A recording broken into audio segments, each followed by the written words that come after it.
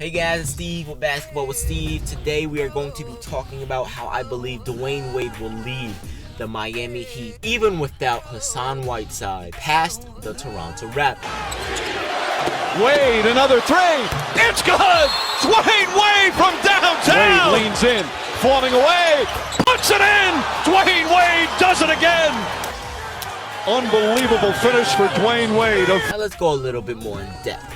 Dwyane Wade has 10 plus year experience in the playoffs. Joe Johnson, same thing. Two superstar players. Well, Joe Johnson not really anymore, but in his younger days in Atlanta, he was a superstar. Dwyane Wade is still an NBA superstar. Now, he had 20 points in Game 5. Now, I know that's good for a scrub like DeMar DeRozan or Kyle Lowry, but it's bad for a superstar like Dwyane Wade. Now, before I go on to DeRozan and Lowry, and before all these Raptor fans say, oh, you see, they showed up in Game 5. They showed up. Before we get to that, Dwyane Wade, he has to go above and beyond because Joe Johnson is struggling right now. Goran Dragic is struggling right now. So, Dwyane Wade, you need to carry this team. Now, back to the point why I think Dwyane Wade will. Because he's Dwyane Wade. He's proven time in and time out. Weren't they down 3-2 against Charlotte? Now, I know Charlotte is nowhere near as good as Toronto is, even though Kemba Walker played so much better than DeRozan and Lowry combined so far in the playoffs. I know they're not as good as the Raptors are. But what I'm trying to say is, Dwyane Wade always shows up. They were down 3-2 against Charlotte, and what happened? And who showed up? Dwyane Wade showed up and shot like nearly 70% from 3. It was ridiculous. He took over. And in Game 7, again, Dwyane Wade showed up. So I already know without a doubt Dwyane Wade is going to show up tonight against the Toronto Raptors. And I know Joe Johnson will too. Now, Dwyane Wade is going to absolutely embarrass DeMar DeRozan and Kyle Lowry. Now, on to DeRozan and Lowry. They have no playoff experience. And I get mad sitting there watching their games because it looks like Kyle Lowry really thinks he's coaching the players on the floor. Oh, well, he scored 25 points. He hit a clutch 3 yesterday. Well, 2 days ago. He hit a clutch 3 2 days ago against Miami in Game 5. Okay, you're right. He hit a clutch shot. I agree with that. Yeah, he scored 25 points. But the dude shot 9 of 25 from the field. Last time I checked, 9 of 25 is like 35%, something around there. That's absolutely terrible. That's terrible. 9 of 25? And you're going to tell me he showed up? That's showing up? That's so inefficient. I think his player efficiency rating right now is like a 12. That's terrible.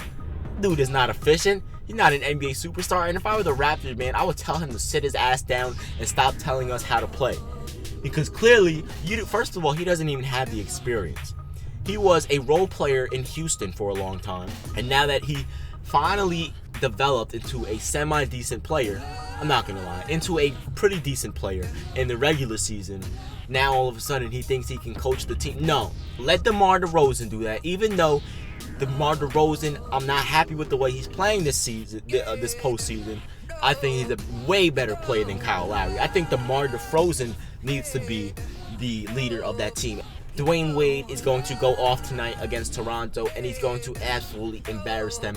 If I'm wrong, I'm wrong. But at the end of the day, who's going to get mad at me for staying on the side and believing in someone that's never disappointed in the playoffs? Who's going to get mad at that? Or should I pick the side of the players that are choking for the second year in a row, shooting like 30% from the field, averaging like 12 points per game?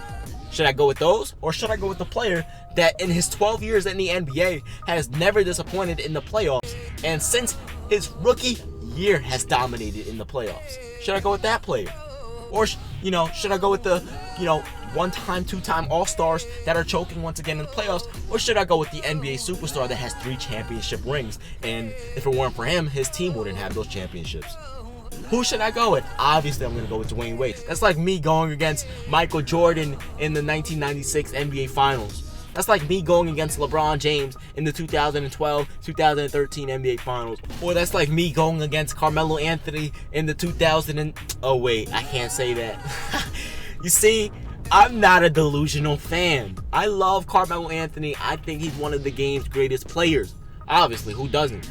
But I'm not delusional. But at the end of the day, you see what I did just now, making fun of my favorite team situation, my favorite player situation, and not taking it so serious.